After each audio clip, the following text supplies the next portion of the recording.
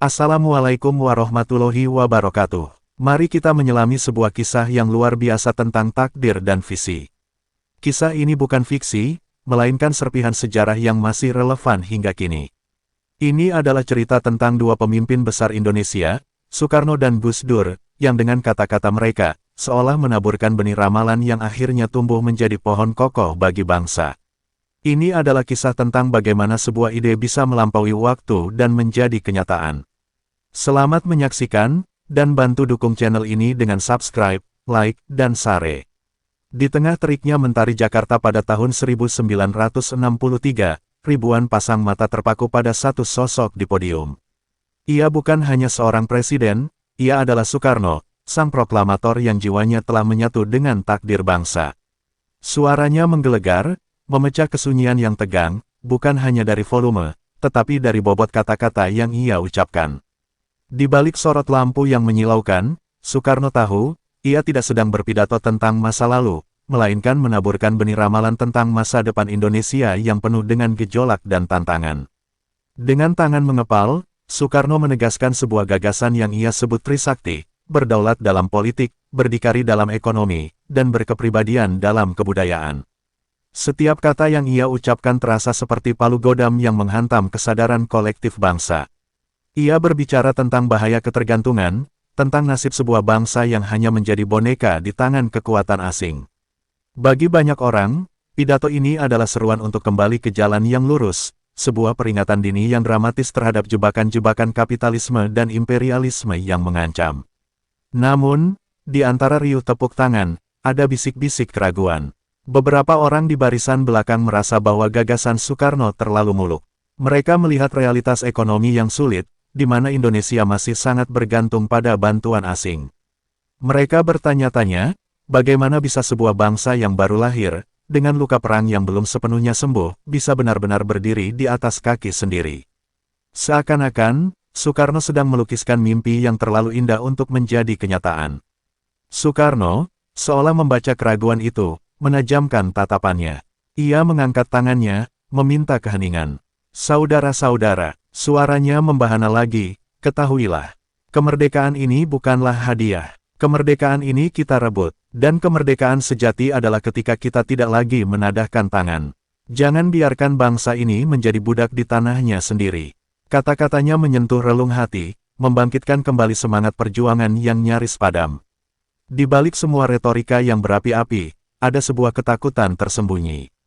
Soekarno menyadari bahwa jika Indonesia gagal membangun kemandirian, maka akan ada pengkhianatan terhadap cita-cita para pahlawan yang telah gugur. Ia melihat visi yang kelam, Indonesia yang kehilangan identitasnya, yang nilai-nilai budayanya digerogoti, dan yang nasib ekonominya dikendalikan dari luar. Pidato Trisaktinya adalah sebuah pertaruhan besar, sebuah taruhan yang jika kalah, akan membuat bangsa ini kembali ke jurang kegelapan. Panggung itu menjadi saksi bisu, bukan hanya dari pidato seorang presiden, tetapi dari ramalan seorang visioner. Ramalan yang mengatakan bahwa jalan ke depan tidak akan mudah.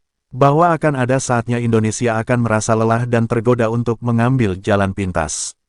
Soekarno mengakhiri pidatonya dengan wajah yang dipenuhi harapan dan keprihatinan. Ia telah memberikan peringatan. Ia telah menaburkan benih. Kini, nasib benih itu ada di tangan rakyat yang mendengarkan. Meskipun pidato itu berakhir dan kerumunan bubar, gemanya tetap terasa. Trisakti tidak hanya menjadi slogan, melainkan sebuah pertanda. Pertanda bahwa akan datang masa di mana Indonesia harus membuktikan apakah ia benar-benar berdaulat, berdikari, dan berkepribadian. Dan waktu akan membuktikan, apakah kata-kata Soekarno hanyalah retorika, atau sebuah ramalan yang pada akhirnya menjadi kenyataan yang menyakitkan namun mendesak. Angin perubahan mulai berhembus kencang setelah Soekarno tak lagi memimpin. Indonesia memasuki era yang sama sekali baru, dengan fokus yang beralih total dari ideologi ke pembangunan fisik. Visi Trisakti yang digemakan Soekarno seolah tenggelam dalam deru mesin-mesin proyek raksasa. Pidato yang dulu membakar semangat kemandirian, kini dianggap sebagai romantisme masa lalu yang tidak relevan dengan kebutuhan praktis. Para pemimpin baru, dengan pragmatisme yang dingin, lebih memilih untuk merangkul bantuan dan pinjaman dari negara-negara maju, membuka pintu lebar-lebar bagi investasi asing. Laju pembangunan memang pesat. Gedung-gedung pencakar langit bermunculan, jalan tol membentang, dan pabrik-pabrik berdiri di mana-mana. Namun, di balik kemilau modernisasi itu, sebuah realita pahit mulai merayap. Ketergantungan terhadap produk impor semakin dalam. Barang-barang konsumsi, teknologi, bahkan bahan baku, sebagian besar didatangkan dari luar negeri. Jargon, berdikari secara ekonomi, yang dulu penuh makna, kini hanya menjadi bisikan samar dalam ruang-ruang rapat. Soekarno, seakan-akan, telah meramalkan ironi ini. Di pasar-pasar tradisional, para pedagang mengeluhkan serbuan produk asing yang lebih murah dan variatif, membuat produk lokal sulit bersaing. Di layar-layar televisi, budaya luar mulai menggeser kesenian tradisional, membentuk selera baru di kalangan generasi muda. Perlahan tapi pasti, kepribadian dalam kebudayaan mulai luntur, digantikan oleh gaya hidup yang kebarat-baratan. Ramalan Soekarno tidak hanya tentang ekonomi, tetapi juga tentang erosi identitas yang begitu halus, namun menghancurkan. Para cendekiawan dan aktivis mulai menyuarakan kegelisahan mereka. Mereka melihat bagaimana utang luar negeri membengkak, bagaimana keputusan-keputusan strategis negara terkadang harus tunduk pada kehendak donatur. Mereka merasakan bahwa kedaulatan politik, meski masih dipegang teguh, terasa rapuh. Seakan-akan ada tali tak kasat mata yang mengikat, membuat Indonesia tidak sepenuhnya bebas bergerak. Keraguan ini tidak lagi hanya bisik-bisik, melainkan jeritan hati yang menggema di setiap sudut negeri. Di desa-desa yang jauh dari gemerlap kota, para petani menyaksikan lahan mereka beralih fungsi menjadi perkebunan besar milik perusahaan asing. Mereka merasakan langsung bagaimana janji kemakmuran global ternyata tidak merata. Perasaan teralienasi ini semakin memperkuat keyakinan bahwa ada sesuatu yang hilang dari semangat bangsa. Seolah-olah, roh Trisakti yang dulu ditanam Soekarno, kini hanya menjadi dongeng pengantar tidur.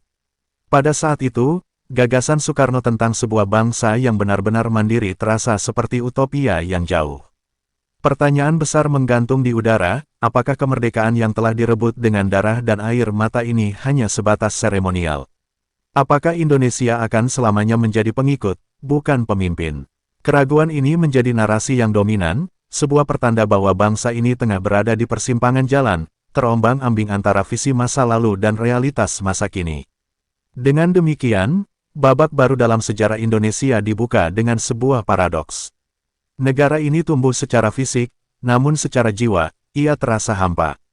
Visi Soekarno yang dulu dianggap idealis, kini perlahan-lahan mulai terbukti sebagai peringatan yang terabaikan, sebuah ramalan yang sayangnya mulai menjadi kenyataan.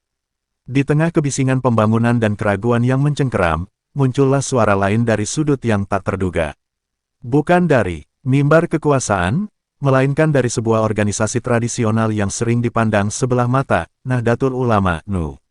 Tahun 1980-an, NU seperti raksasa tidur, kekuatan utamanya terkunci dalam pondok pesantren dan komunitas pedesaan.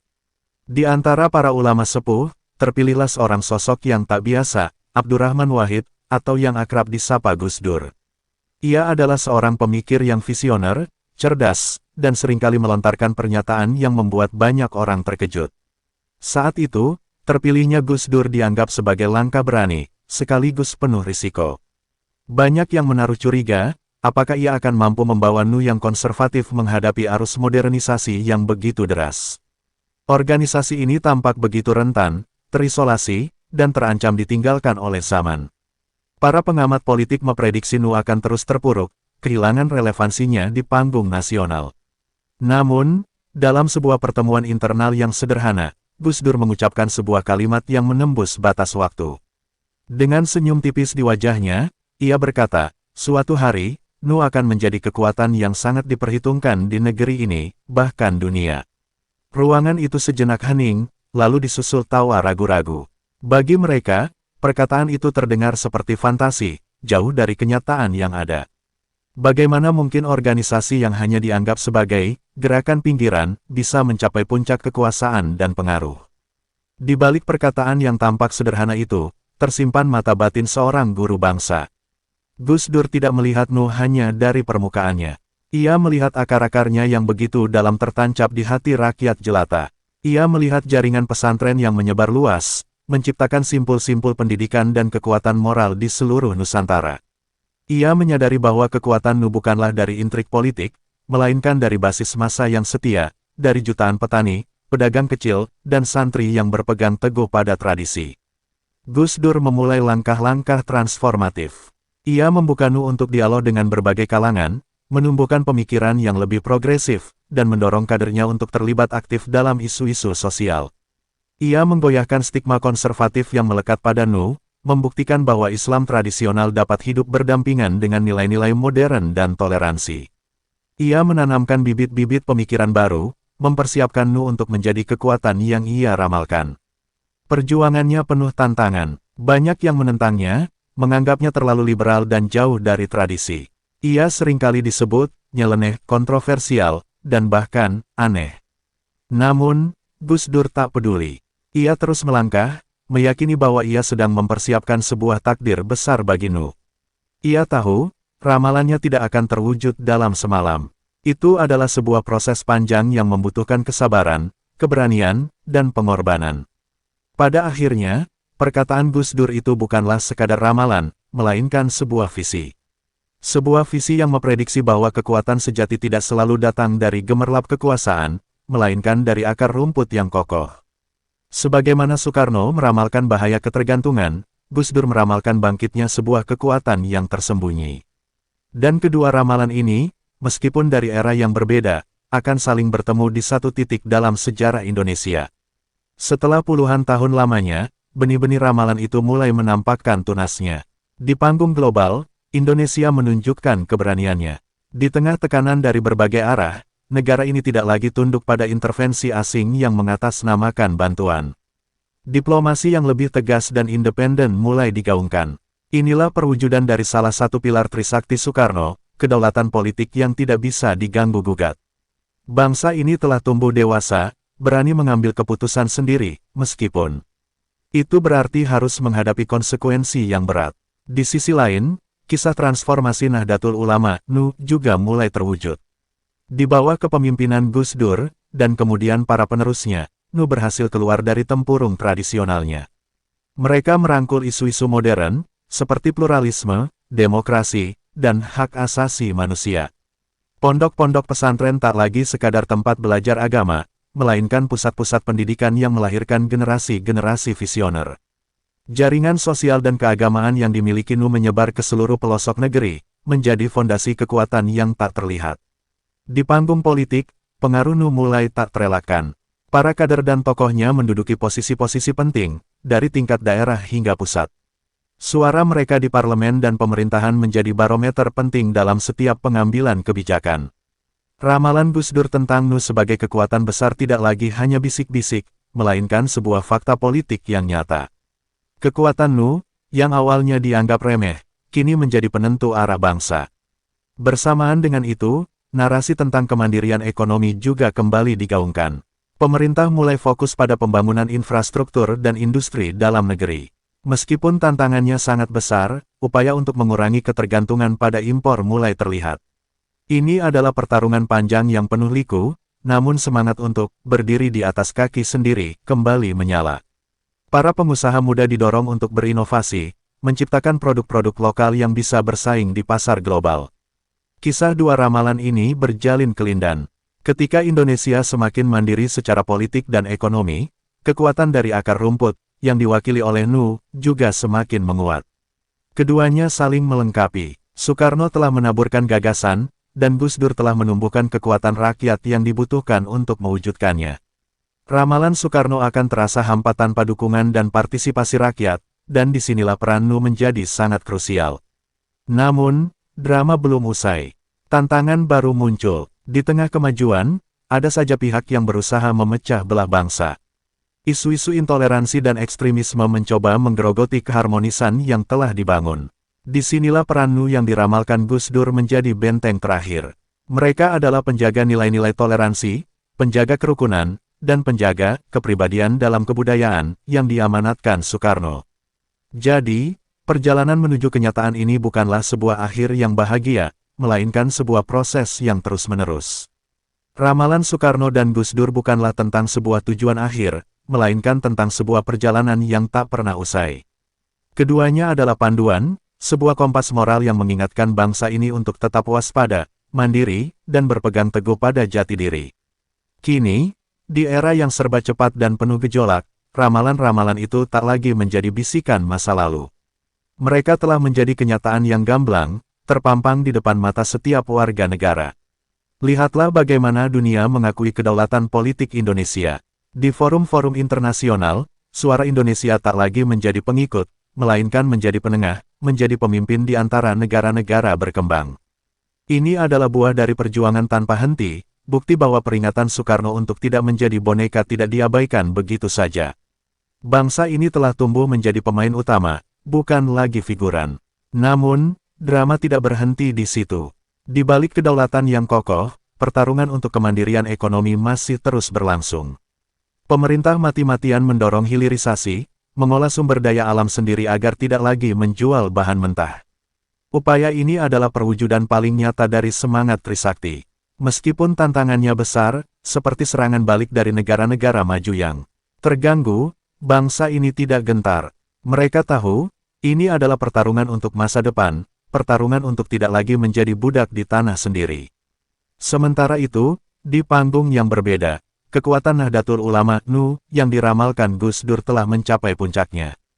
NU kini bukan hanya organisasi keagamaan, melainkan pilar utama yang menjaga persatuan bangsa. Saat-saat intoleransi dan perpecahan mencoba mengoyak kerukunan, suara-suara dari para ulama NU lah yang menyejukkan. Mereka menjadi penjaga moderasi, benteng terakhir melawan ekstremisme. Ramalan Gus Dur bahwa NU akan menjadi kekuatan besar telah terbukti, dan kini kekuatan itu digunakan untuk melindungi jati diri bangsa. Kisah Soekarno dan Gus Dur beresonansi kuat. Visi Soekarno tentang sebuah bangsa yang berkepribadian dalam kebudayaan kini menemukan penjaganya dalam NU.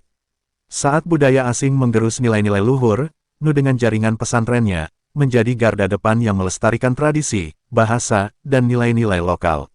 Mereka mengajarkan bahwa modernisasi tidak harus mengorbankan identitas. Keduanya, Soekarno dan Gus Dur, ternyata telah merangkai takdir bangsa ini, saling mengisi kekosongan yang ada. Di balik semua pencapaian itu, ada sebuah kesadaran kolektif yang mendalam. Kebenaran yang terbuka ini mengajarkan bahwa pemimpin sejati memiliki intuisi yang melampaui masanya. Soekarno melihat potensi bahaya yang belum terlihat, sementara Gus Dur melihat potensi kekuatan yang belum terbangun. Keduanya menabur benih ramalan bukan untuk menakut-nakuti, melainkan untuk mempersiapkan bangsa ini menghadapi takdirnya. Ramalan mereka bukan tentang keajaiban yang terjadi dalam semalam, melainkan tentang hasil dari kerja keras, keteguhan hati, dan kesadaran kolektif. Kisah ini adalah bukti bahwa sebuah bangsa yang besar tidak dibangun hanya dengan kekuatan fisik, melainkan juga dengan kekuatan ide dan visi. Trisakti dan visi NU adalah dua sisi dari koin yang sama, koin yang bernama Indonesia. Dengan demikian, babak ini menjadi klimaks dari sebuah drama sejarah. Di sini, takdir bangsa dan visi para pemimpin bertemu, menciptakan sebuah realitas yang kompleks, dramatis, namun penuh dengan harapan. Dan yang paling penting, kebenaran yang terbuka ini menjadi pengingat bagi generasi kini dan mendatang, bahwa warisan para pendahulu harus terus dijaga, sebab masa depan adalah hasil dari ramalan yang diwujudkan. Kisah tentang dua ramalan besar ini kini telah mencapai puncaknya, namun bukan sebagai sebuah akhir, melainkan sebagai tonggak peringatan. Soekarno dan Gus Dur, dua pemimpin dengan gaya yang berbeda, ternyata telah menanamkan dua benih yang kini menjadi pohon rindang bagi Indonesia. Mereka bukan hanya visioner, tetapi juga arsitek takdir. Soekarno, dengan pidato Trisaktinya, telah memberikan peta jalan untuk kedaulatan, sementara Gus Dur, dengan mata batinnya, telah menumbuhkan kekuatan yang dibutuhkan untuk berjalan di peta itu. Namun, drama tidak pernah benar-benar usai. Warisan yang mereka tinggalkan adalah sebuah tanggung jawab besar. Di tengah gemerlap pembangunan dan kemajuan, tantangan-tantangan baru muncul. Globalisasi yang tak terbendung terus menguji kemandirian ekonomi. Kekuatan-kekuatan luar terus mencari celah untuk menanamkan pengaruhnya. Pertarungan untuk berdikari bukanlah satu babak yang selesai, melainkan sebuah pertarungan abadi yang harus dihadapi oleh setiap generasi. Di sisi lain, ancaman terhadap persatuan bangsa tidak pernah hilang sepenuhnya. Perpecahan, intoleransi, dan radikalisme masih menjadi bayang-bayang gelap yang mengancam. Disinilah peran Nahdlatul Ulama (NU) menjadi semakin krusial. Mereka adalah pewaris utama ramalan Gus Dur. Tugas mereka tidak lagi hanya menjadi sebuah kekuatan besar, tetapi juga menjadi penjaga terakhir dari Persatuan dan toleransi yang telah dirintis oleh para pendiri bangsa. Kisah Soekarno dan Gus Dur adalah sebuah pelajaran dramatis. Mereka mengajarkan bahwa kepemimpinan sejati bukanlah tentang kekuasaan, melainkan tentang meninggalkan warisan yang abadi. Mereka berdua telah melihat masa depan dengan jelas, bukan melalui kemampuan supranatural, melainkan melalui pemahaman mendalam tentang karakter bangsanya sendiri. Mereka tahu, kekuatan Indonesia tidak terletak pada sumber daya alamnya, melainkan pada semangat perjuangan dan jati dirinya. Babak ini menjadi perenungan. Akankah bangsa ini terus berjalan di jalan yang telah dirintis para pendahulunya? Ataukah akan kembali tergelincir, melupakan ramalan-ramalan yang telah terbukti kebenarannya?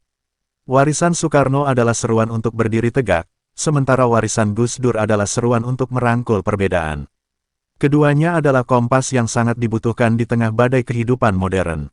Kita menyaksikan bagaimana gagasan Soekarno tentang sebuah bangsa yang berkepribadian dalam kebudayaan menemukan wadahnya dalam perjuangan melestarikan tradisi. Kita melihat bagaimana upaya Indonesia untuk berdaulat dan berdikari adalah wujud nyata dari apa yang ia suarakan. Ini bukan kebetulan, ini adalah hasil dari ramalan yang diwujudkan. Sebagai penutup, kisah ini tidak hanya tentang masa lalu. Ini adalah tentang kita, generasi yang hidup di masa kini. Kita adalah pewaris dari drama sejarah ini. Masa depan bukanlah sesuatu yang kita tunggu, melainkan sesuatu yang harus kita bangun, dengan berpegang teguh pada warisan para visioner. Lantas, akankah kita menjadi saksi bisu, atau menjadi pelaku yang melanjutkan perjuangan ini?